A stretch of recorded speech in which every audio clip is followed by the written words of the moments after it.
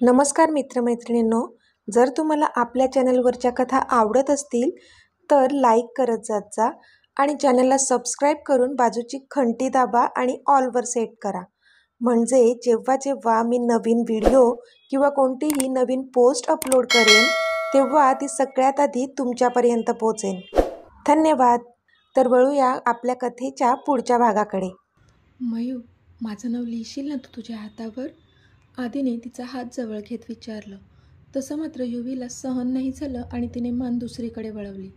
त्याचे शब्द अक्षरशः वार करत होते तिच्या हृदयावर, जे सहन करण्याच्या पलीकडे झालेलं तिला.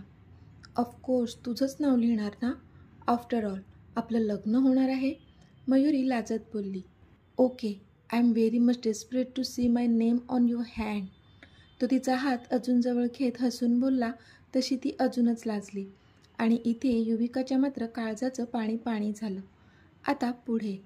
आधी बोलत तर मयुरीशी होता, पण त्याचं पूर्ण लक्ष युविकावर होतं आणि आत्ताची तिची झालेली अवस्था तो जवळून पाहत होता. तिला खूप जास्त त्रास होत आहे हे त्याला कळत होतं. त्याला पण तिला तसा त्रास देऊ वाटत नव्हतं, पण सध्या तो जो त्रास सहन करत होता तो आयुष्यभर त्याला सहन करावा लागणार होता, जो तिनेच दिला होता त्याला. आणि त्या त्रासापुढे तर हा जो काही तिला त्रास होत होता तो काहीच नव्हता. मी आलोच, आधीने युविकावरून नजर फिरवून मयुरीकडे बघत सांगितलं आणि तो तिथून निघून गेला. ओके, मयुरी हसून बोलली. ती खूप जास्त खुश होती आज.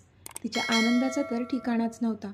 आज आधीने चक्क तिला तिच्या हातावर त्याचं नाव लिहायला सांगितलं होतं. खुश तर असणारच होती ती. मॅडम, काय नाव लिहायचं आहे? त्या मेहंदी आर्टिस्टने विचारलं तसे युविकाचे डोळे पुन्हा भरून आले. अक्षय, बाजूलाच बसलेल्या अक्षताने सांगितलं. तशी ती मेहंदी आर्टिस्ट अक्षयचं नाव तिच्या हातावर काढू लागली आणि इथे युविकाने एक औंढा गिळला. कितीही वाटत असूनही ती तिच्या आधीचं नाव तिच्या हातावर लिहू शकणार नव्हती, पण तेच नाव तिच्या हृदयावर मात्र राज्य करत होतं. पण आपल्या हातावर अक्षयचं नाव बघूनच तिच्या डोळ्यातलं पाणी गालावरून खाली ओघळलं आणि त्याचबरोबर अक्षयबद्दल खूप जास्त राग दाटून आला तिच्या मनात. तिने समोरच बसलेल्या सुमनताईंकडे रागाने पाहिलं, कारण हे सर्व फक्त आणि फक्त त्यांच्यामुळेच घडत होतं. युविकाची मेहंदी काढून झाली होती आणि आता आराम करण्यासाठी ती तिच्या रूममध्ये आली होती.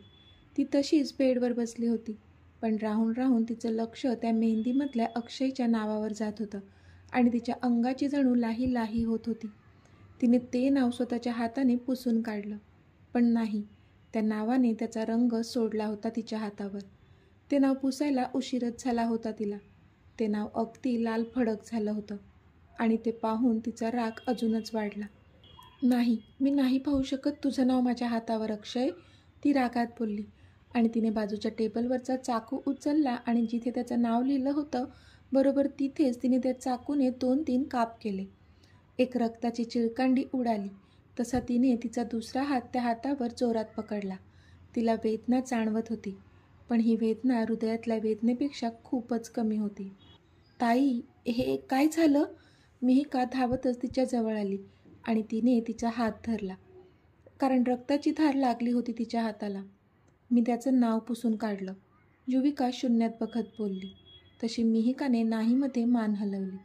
R you mad? ताई, अगं अशाने काय होणार आहे? तू का स्वतःला इतका त्रास करून घेत आहेस?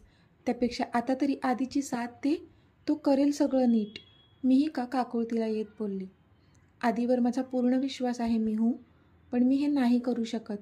वचनचं दिलं आहे मी, युविका समोर उभ्या असलेल्या सुमनताईकडे पाहत बोलली. तशी सुमनताईने नकारार्थी मान हलवली. युवी, हा वेडेपणा सोडून दे. किती लागलंय बघ हाताला, बघू जरा, सुमनताईंनी काळजीने सांगितलं. तसा युविकाने पटकन तिचा हात बाजूला केला. मिहू, मला कोणी खोटी सहानुभूती दाखवलेली नकोय, युविका रागात सुमनताईंकडे पाहत बोलली. तसे सुमनताईंचे डोळेच भरून आले. युवी, मी खोटी सहानुभूती दाखवते? अगं आई आहे मी तुझी, सुमनताई भरल्या डोळ्यांनी बोलल्या, पण युविकाने पुन्हा नजर फिरवली. आई, तू थांब जरा, बघ तिच्या हातातून खूप रक्त येत आहे. थांब, मी बँडेज करते, मिहिका बोलली आणि लगेच फर्स्ट एड बॉक्स काढून तिने युविकाच्या हातावर बँडेज केलं. मिहिकाला ती जखम बघून युविकासाठी खूप वाईट वाटत होतं, पण युविका मात्र शून्यात नजर लावून होती. जणू तिला कोणतीच वेदना होत नसावी. इथे आधी त्याच्या रूममध्ये होता. तो डोक्याला हात लावूनच. युविकाच्या हातावर अक्षयचं नाव लिहिलं जाणार होतं. कसा सहन करू शकणार होता बिचारा. इतक्यात दारावर टकटक झाली. येस, कम इन, तो बोलला. पण समोर मयुरीला पाहून तो आश्चर्याने तिच्याकडे पाहू लागला. मयू, तू? त्याने विचारलं. हो, मीच, ती बोलली आणि त्याच्या बाजूला जाऊन बसली. तसा तो पटकन थोडा बाजूला सरकला. काय झालं? तिने विचारलं. नथिंग, तू बोल, इथे का आली आहेस? त्याने विचारलं. तशी हसली ती. हे बघ, ती तिचे दोन्ही हात त्याच्यासमोर धरून हसून बोलली. तिच्या हातावर सुंदर अशी मेहंदी काढली होती आणि बरोबर मधोमध त्याचं नाव, आदित्य. ते पाहूनच त्याने एक सुस्कारा सोडला. छान काढली आहे मेहंदी, तो बोलला. थँक्यू आदी, पण जे बघायचं आहे ते तर पाहिलंच नाहीस तू, ती बोलली. काय? त्याला कळत होतं ती कशाबद्दल बोलत आहे, तरी त्याने विचारलं. तुझं नाव, हे बघ, असंच हवं होतं ना तुला, ती त्याचं नाव दाखवत बोलली. तो बोलला. बास, फक्त ती बोलली. कारण मगाशी तो जितका एक्सायटेड होता ते नाव पाहण्यासाठी, त्यावरून तरी तिला वाटलं होतं की तो काहीतरी बोलेल. पण इथे तर त्याच्या चेहऱ्यावरचे एक्सप्रेशन्सच वेगळे होते. Mayu, I am tired, can you please leave me alone for some time, तो बोलला. अरे पण आधी, आत्ता जर तुझा मूड छान होता, मग हे अचानक काय झालं, तिने विचारलं. मूड चेंज नाही होऊ शकत का? तुला म्हणालो ना मी की थोडा वेळ मला एकटं सोड, मग सोड ना प्लीज, तो रागात बोलला. तशी ती मात्र त्याच्या ह्या अवताराकडे पाहतच राहिली आणि घाबरून उठून उभी राहिली. तिला अपेक्षितच नव्हतं त्याचं असं वागणं. जाऊ दे, तू बैस इथे, मीच जातो बाहेर, कोणी सुखाने राहूच देत नाहीत, तो चिडचिड करत बोलला आणि तिथून झपझप पावलं टाकत निघूनसुद्धा गेला. मयुरी मात्र भरल्या डोळ्यांनी त्याला पाहत राहिली. अरे काय झालं हाताला, आकांक्षांनी खूपच काळजीने विचारलं. कारण आता युविकाच्या हाताला बँडेज होतं. ते फळ कापताना चाकू लागला तिला आत्तू, मिहिका बोलली. अरे देवा, पण तू का कापत होतीस फळ, कोणाला तरी सांगायचंच ना, आकांक्षा बोलल्या. तशी युविकाने खाली मान घातली. बघू, जास्त लागलंय का, आकांक्षांनी विचारलं. नाही, आता ठीक आहे, युविका बोलली. बरं, आता आराम कर, उद्या हळद आहे, लवकर उठायचं आहे, ओके, आकांक्षा बोलल्या. तशी तिने होमध्ये मान हलवली. पण मनात मात्र खूपच धाकधूक होती. आता फक्त एकच दिवस होता आणि मग ती तिच्या आधीपासून कायमची दूर जाणार होती. तिच्या तर छातीत धस्सच झालं. रात्रभर तिच्या डोळ्याला डोळा लागत नव्हता. तिच्या डोळ्यांतून संततधार सुरू होती. आईला इतकं समजावून सांगूनसुद्धा आई काही एक ऐकायला तयार होत नव्हती. आणि दुसऱ्या बाजूला आदी होता. तिचं प्रेम, आयुष्यात पहिल्यांदा प्रेम केलं, अगदी मनापासून. पण आपल्याला ते मिळू नये एवढं आपलं नशीब खराब आहे का, तिला खूप वाईट वाटत होतं. एका बाजूला तिची आई होती, जिला ती स्वतः गमवू शकत नव्हती, आणि दुसऱ्या बाजूला तिचं प्रेम, तिचा आदी, ज्याच्याशिवाय कधी जगू शकू असा विचारच केला नव्हता. सगळे विचार तिच्या मनात, डोक्यात नुसते धुमाकूळ घालत होते, ज्याचा तिला खूप जास्त त्रास होत होता. ह्यामध्ये पहाट होत आली होती. पण आत्ता मात्र तिने काहीतरी विचार केला आणि त्यामधून मधला मार्ग निवडायचं ठरवलं, जो की ह्या त्रासापेक्षा खूपच सोपा होता तिच्यासाठी. तिने स्वतःचे डोळे पुसले आणि मग झोपण्याचा प्रयत्न करू लागली. आता तिला शांत झोप लागणार होती. इथे आधीसाठी सुद्धा ही रात्र खूपच कठीण होती. आता फक्त 2 दिवस राहिले होते आणि त्याची युविका त्याच्यापासून कायमची दूर जाणार होती, ज्याचं त्याला खूप दुःख होत होतं. त्याला पण झोप लागत नव्हतीच. शेवटी विचार करत करतच झोपी गेला तो. सकाळ झाली होती. आज अक्षय आणि युविकाची हळद होती. रात्रभर तर युविका झोपलीच नव्हती. पहाटे पहाटे तिला झोप लागली होती आणि आता लवकरच तिला उठावं पण लागलं होतं. असंही झोप तर तिची उडालीच होती, त्यामुळे झोप अपूर्ण राहिली होती तरी तिला काहीच फरक पडत नव्हता.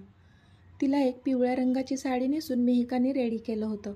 त्यावर सिंपल असा मेकअप पण केला होता. आता साध्या साडीवर हळद लावून घेणार होते. हे हाय युवी, खूप गोड दिसतेस हां ह्या साडीत, समोरून अक्षता येत बोलली. पण युविकाच्या चेहऱ्यावर मात्र कोणतेच एक्सप्रेशन्स नव्हते. काय झालं मामी, हिचा चेहरा का उतरलाय, अक्षताने विचारलं. तशा सुमनताई आणि मिहिका दोघीही चपापल्या. अगं ते तिच्या हाताला काल चाकू लागला ना, दुखतंय तिला म्हणून. मिहिका त्यांची बाजू सांभाळत बोलली. अरे हो का, कसा आहे आता हात? अक्षता तिचा हात हातात घेत बोलली. तसा बरा आहे, पण ताई डिस्टर्ब झाली आहे त्यामुळे, मिहिका बोलली. ओके, काळजी घे अगं, आज हळद आहे तुझी आणि मग दादाची उष्टी हळदसुद्धा लागणार आहे तुला. एक्सायटेड हां? अक्षता तिला चिडवत बोलली. पण तिचं ऐकून युवीचे मात्र डोळे भरून आले, कारण तिला हे सगळं नव्हतं आवडत. पण तरी तिने खूप मुश्किलीने डोळ्यातले अश्रू अडवले. अरे परीताई, ये ना, मिहिका बोलली तशी आपोआपच सगळ्यांची नजर दारावर गेली. घे, तुझी मैत्रीण आली बघ. ये परी, मी जाते आता बाहेर, तुम्ही बोलत बसा, अक्षता बोलली आणि बाहेर जाऊ लागली. अक्षू थांब, मी पण येते, असं म्हणत सुमनताईसुद्धा तिच्यासोबत बाहेर गेल्या. आता रूममध्ये युविका, मिहिका आणि परी तिघीच होत्या. युविकाचे मात्र डोळे पाण्याने तुडुंब भरले होते परीला बघून. हे बँडेज का केलं आहे हाताला? परीने तिचा हात बघत विचारलं. तसं मिहिकाने जे घडलं ते सर्व परीला सांगितलं आणि आत्ता मात्र परीने नाहीमध्ये मान हलवली. काय झालं? आत्ता का रडायला येतंय तुला? परीने कुत्सितपणे विचारलं. तसा युविकाचा बांध फुटला आणि ती रडू लागली. अजून वेळ गेलेली नाही आहे युवी, नाही म्हण ह्या लग्नासाठी, त्यातच तुझं भलं आहे. तू अक्षयसोबत कधीच खुश नाही राहू शकणार, तो तुझ्या लायकीचा नाही आहे. तुझं प्रेम आधीवर आहे आणि त्याच्यासोबतच तू खुश राहू शकतेस. प्लीज, परी तिला पुन्हा समजावून सांगत होती. आय एम सॉरी, युवी बोलली तशी परीने नाहीमध्ये मान हलवली. तिला कळून चुकलं, पण कितीही समजावलं तरी युविका काहीच समजून घेणार नाही, म्हणून शेवटी तीच गप्प राहिली. इथे आधीसुद्धा रेडी झाला होता. त्याने व्हाईट कलरची शेरवानी घातली होती. रेडी होऊन तो सुद्धा खाली आला. हॉल खूप मोठा होता आणि त्यात सगळ्यांसाठी वेगवेगळ्या रूम्स होत्या. आधी काय झालं, कोणाला शोधतोय बाळा? प्रतीक्षांनी विचारलं. त्यांना पण त्याच्यासाठी खूप वाईट वाटत होतं, पण त्यासुद्धा काहीच करू शकत नव्हत्या. मॉम, आजी कुठे आहे? आदीने विचारलं. आदी, तू ठीक आहेस ना बाळा? तरी प्रतीक्षांना त्याची काळजी वाटत होती. हो मॉम, मी छान आहे, काळजी नको करूस, ओके? तो बोलला तशी प्रतीक्षांनी होमध्ये मान हलवली. पण त्यांना पण माहीत होतं की जरी तो वरून दाखवत असला तरी आतून मात्र तो अजिबात खुश नव्हता. मॉम, आजी कुठे आहे गं? त्याने विचारलं. आई त्यांच्याच रूममध्ये आहेत, प्रतीक्षा बोलल्या. ओके, थँक्स मॉम, तो हसून बोलला आणि आजीच्या रूमकडे गेला. आजी येऊ का गं? त्याने बाहेरूनच दारावर टकटक करून आजीची परमिशन घेतली. आजीने त्याला हातानेच इशारा करून आत यायला सांगितलं, कारण त्या आत्ता कोणाशी तरी व्हिडिओ कॉलवर बोलत होत्या. आजी कोणाशी बोलते? तो मनातच बोलला आणि आजीच्या मागे जाऊन त्याने स्क्रीनवर पाहिलं. पण स्क्रीनवरच्या त्या व्यक्तीला पाहूनच तो शॉक झाला. अमित राज्याध्यक्ष! त्याला तर विश्वासच बसत नव्हता की त्याची आजी भारतातल्या टॉप मोस्ट बिझनेसमनशी बोलत आहे. अमित, हा बघ माझा नातू आदित्य, मी तुला सांगितलं होतं ना ह्याच्याबद्दल, हाच तो माझा पनीर टिक्का, माझा आदी. आजी लॅपटॉपची स्क्रीन त्याच्या बाजूने वळवत बोलली. हॅलो आदित्य, अमित बोलला. पण आदी मात्र त्याच्याकडे एकटक पाहत होता. म्हणजे भल्या भल्यांना ह्या अमित राज्याध्यक्षाची अपॉइंटमेंट मिळायला काही महिने लागत होते. तिथे त्याचीच आजी त्याच्याशी व्हिडिओ कॉलवर बोलत होती. Hello Aditya, can you hear me? Amit बोलला, कारण अजूनही आदीने कोणताच रिप्लाय दिला नव्हता त्याला. येस सर, आदी कडबडत बोलला. त्याला अजूनही विश्वास बसत नव्हता. एवढं गोंधळून जायची काहीच गरज नाही आदित्य. तुझी आजी आणि माझे आजोबा दोघेजण फ्रेंड्स होते, एकाच गावात राहायचे, म्हणून आमची ओळख आहे. हो ना आजी? अमित बोलला तसं आदीने आजीकडे पाहिलं. हो तर? आणि आदी, तुला माहीत आहे, आज अमितची सुद्धा हळद आहे, ती पण दुसरी. त्याने आपल्याला इन्व्हिटेशन पण दिलं आहे, पण आपल्या घरी पण हळदीचा कार्यक्रम असल्यामुळे मला जाता नाही आलं, म्हणूनच त्याला मी फोन करून विश करत होते, आजी बोलल्या. दुसरी हळद? आदीने आश्चर्याने विचारलं. म्हणजे माझं ऑलरेडी लग्न झालेलं आहे, पण मी पुन्हा एकदा लग्न करतोय, माझ्याच लवली वाईफसोबत, अमित हसून बोलला. ओ ग्रेट, कॉंग्रॅच्युलेशन्स सर, आदी बोलला. थँक्यू आदित्य, अमित बोलला. तुम्ही खूप लकी आहात सर की तुम्हाला तुमचं प्रेम मिळालं, काहींच्या नशिबात नसतं प्रेम, आदी नर्वस होत बोलला. लकी तर मी आहेच, खूप जास्त लकी आहे. कारण माझी जान माझ्या आयुष्यात आहे. ती माझं सर्वस्व आहे. अमित बोलला. सगळ्यांचं नशीब तुमच्यासारखं चांगलं नसतं सर. काही जण असतात ज्यांच्या नशिबात फक्त आणि फक्त दुःख असतं. आदित्य बोलला. तसा अमित किंचित हसला.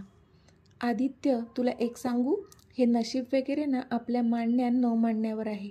म्हणजे नशिबाची गोष्ट आहेच, पण आपण जर का नशिबाच्या हातातच सगळं सोडलं आणि स्वतः काहीच केलं नाही तर यश कधीच मिळणार नाही. जर नशीब 20% असेल ना तर माणसाची मेहनत 80% असायला लागते. जर तुम्ही ती 80% मेहनत घेतली ना तर मात्र त्या 20% असणाऱ्या नशिबाला आपल्या मेहनतीपुढे झुकावंच लागतं आणि आपल्याला यश मिळतं. हे सगळ्या बाबतीत लागू होतं हां, अमित बोलला. म्हणजे मी काही समजलो नाही, आदित्य बोलला. आदित्य, मला आजीने तुझ्या आणि युविकाबद्दल सगळं सांगितलं आहे. अमित बोलला तसं आधीने आजीकडे आश्चर्याने पाहिलं. असं नको पाहूस त्यांच्याकडे. त्यांनी काहीच चुकीचं नाही केलं आहे. आता माझं ऐक. जसं तुला वाटतंय की माझं नशीब चांगलं आहे म्हणून मला माझं प्रेम मिळालं, तर ते पूर्णपणे चुकीचं आहे. माझं प्रेम मिळवण्यासाठी मी पण खूप खस्ता खाल्ल्यात आयुष्यात. माझ्याच जानूशी स्वतःची ओळख लपवून लग्न केलं. तिच्यावर जीवापाड प्रेम असूनही एखाद्या अनोळखी व्यक्तीप्रमाणे राहिलो तिच्यासोबत. ते क्षण मी तुला सांगू पण शकत नाही. खूप कारणं होती त्यामागे आणि मीच नाही तर तिनेसुद्धा खूप सोसलं माझ्यासाठी, अमित बोलला. खूप सोसलं म्हणजे? आधीने विचारलं. अरे, खूप मोठी स्टोरी आहे ती. तू आजीसोबत ये एकदा, मग तुला मी सगळी स्टोरी सांगेल. पण आत्ता मात्र एकच गोष्ट सांगतो. प्रेम करणं जेवढं सोपं असतं ना त्याच्यापेक्षा ते निभावणं खूप कठीण. आयुष्यात आपल्याला जर खरं प्रेम झालं ना तर ती देवाने दिलेली खूप सुंदर गोष्ट असते असं मला वाटतं.